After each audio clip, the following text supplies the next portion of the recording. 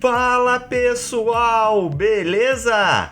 Hoje vamos falar de um verdadeiro live action, um que honra suas origens, aquele que veio para mostrar que é possível você adaptar uma obra para uma versão cinematográfica sem precisar mudar a história, ou pior, inventar histórias sem qualquer nexo com a obra original. Alô Netflix, vê se aprende. Vamos falar desse live action, ou melhor, desses live actions, porque vamos falar desse belo pacote com vários filmes, embrulhado com carinho para os fãs da obra e para aqueles que nunca ouviram falar nela. Vamos falar de Samurai X e seus filmes. Hã? O quê? Você não sabia que esse clássico dos animes ganhou uma adaptação em live action? Então você é novo aqui, com certeza, porque já fizemos vários vídeos antes falando da estreia dessa produção. Então seja muito bem-vindo e já chega dando like no vídeo. E claro, se inscrevendo no canal, para continuar bem informado e saber tudo o que rola de melhor e também de pior no nosso universo. Afinal, não queremos que você perca seu tempo. E quando falo isso, falo de verdade, porque aqui quando a produção é boa nós divulgamos e elogiamos. Foi assim, por exemplo, com A Guerra do Amanhã, uma produção da Amazon que surpreendeu. Se você ainda não assistiu, clica no card aqui em cima e dá um confere. Mas quando é necessário criticar, a gente também manda ver, como foi o caso do decepcionante Records of Ragnarok, que conseguiu estragar uma excelente história com ótimos personagens. Se você tiver curiosidade, também vou deixar o card aqui em cima. Por isso acredite, quando falo que o live action de Samurai X é bom, é porque realmente é bom. Mas se você não conhece a história dessa obra, um breve resumo para você.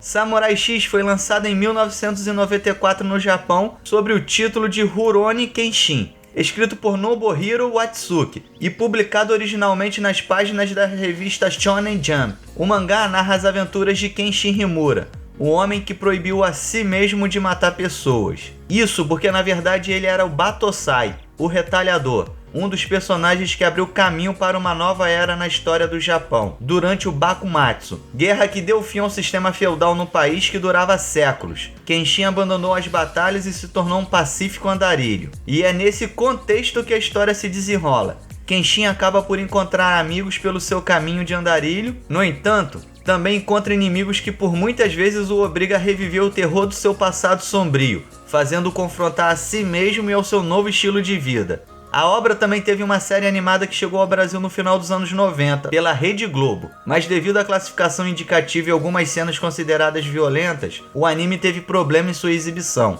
E aí, meus amigos, mais um ponto para os live actions. Os filmes conseguem contar a história de Kenshin de uma forma leve, no entanto, sem deixar de mostrar seu lado sombrio e até violento, mas tudo de modo natural, sem apelar para o excesso. No entanto, sem medo de mostrar uma realidade. As produções conseguem explicar muitas coisas que para quem só assistiu o anime, que foi o meu caso, e não ficaram muito bem explicadas.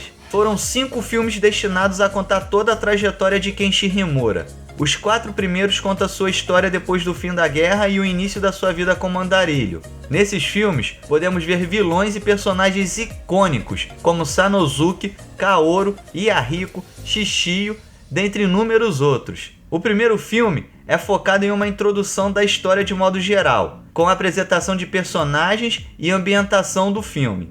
É possível perceber que possivelmente foi o que teve o menor orçamento disponível, apesar de muito honesto e bem feito. Os 2 seguintes mostram o duelo de Kenshin com um dos vilões mais icônicos da obra, Shishio Makoto, e aqui já percebemos grandes melhorias na produção como um todo, tanto quanto aos efeitos especiais, quanto às lutas melhor elaboradas e produzidas.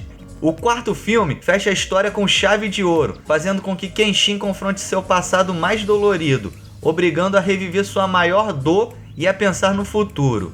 O 5º e último filme, não temos muitas cenas de ação se comparado aos seus antecessores. Ele conta a história de, como posso dizer, o início do fim.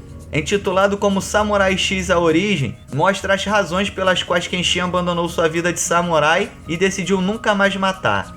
Apesar de não ter tido um orçamento de mega produção, os filmes em nada deixam a desejar. Visualmente falando, todos são muito bonitos e muito bem feitos. É claro que algumas cenas os mais atentos conseguem perceber que faltou um trocado ou outro ali para ter uma execução melhor. No entanto, em nada estraga a experiência do espectador. Com uma trama envolvente, as produções mostram por que essa obra fez tanto sucesso nos mangás e até mesmo no anime, apesar das dificuldades que ele enfrentou. Claro que, como toda grande produção que se propõe a adaptar uma obra grande, houve a necessidade de realizar algumas modificações. Cada filme tem em média 2 horas de duração, então alguns vilões ficaram meio apagados, apesar de aparecerem, como foi o caso do grupo comandado por Shishio, o Jupongatana. Outro grupo que, apesar de ter aparecido mais e terem até um tempo de tela maior, foram os 6 companheiros. Este comandado por Yukishiro, também foram pouco explorados e tem que ficar muito atento para entender o conflito entre eles e o Kenshin.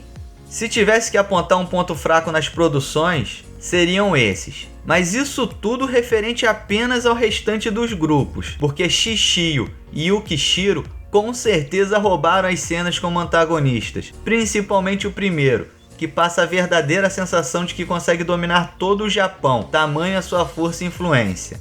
Agora temos 3 pontos que merecem destaque, porque como disse anteriormente, as produções possuem um orçamento relativamente pequeno, se comparadas às que vemos hoje em dia, e os caras merecem elogios. Vamos a eles!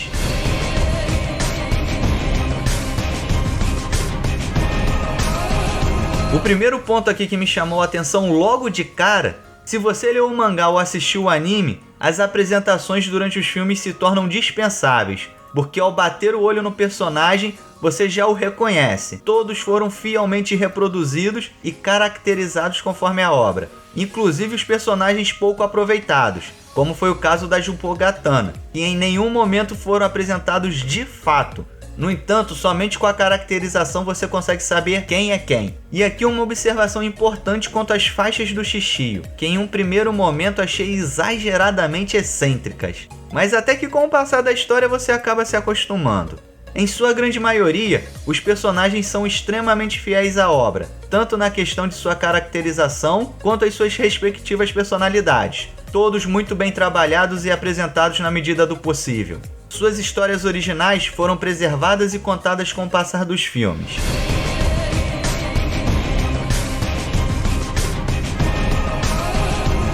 Esse aqui, um ponto importante que muitas produções acabam tropeçando ou até mesmo ignorando. E por mais simples e óbvio que pareçam, muitas pecam nesse quesito e se tornam um verdadeiro desastre. Quem não se lembra do Death Note ou ainda os vários filmes de Resident Evil? Quem é fã dessas obras sabe o que eu tô falando. E até você que não é, pode imaginar ou já ouviu falar. Em Samurai X, confesso que assisti com o pé atrás devido a esses traumas que acabei de citar, mas felizmente a produção foi o mais fiel possível à obra, até mesmo me surpreendendo com alguns detalhes que foram mostrados e explorados no decorrer dos filmes.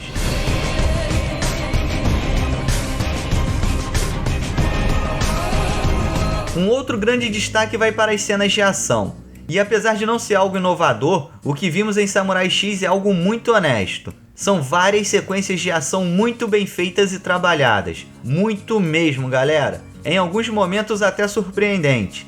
Além de visualmente muito bonitas, mostrando que se bem dirigidas e trabalhadas, você consegue fazer uma boa produção mesmo não dispondo de muitos recursos. Me atrevo a dizer que é um dos maiores destaques entre os filmes. Pessoal, Samurai X veio para mostrar aos fãs e aos produtores que você pode fazer uma adaptação de uma obra em live action respeitando sua história e seus personagens e fazer um enorme sucesso.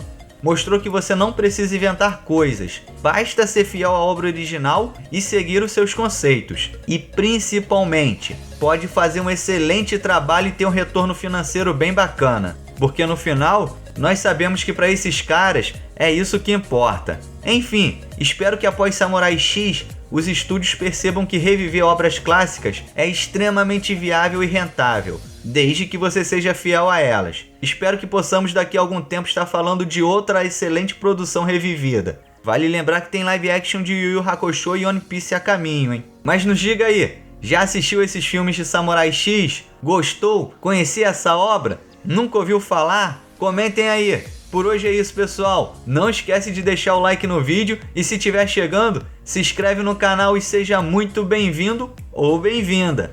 Valeu, fui!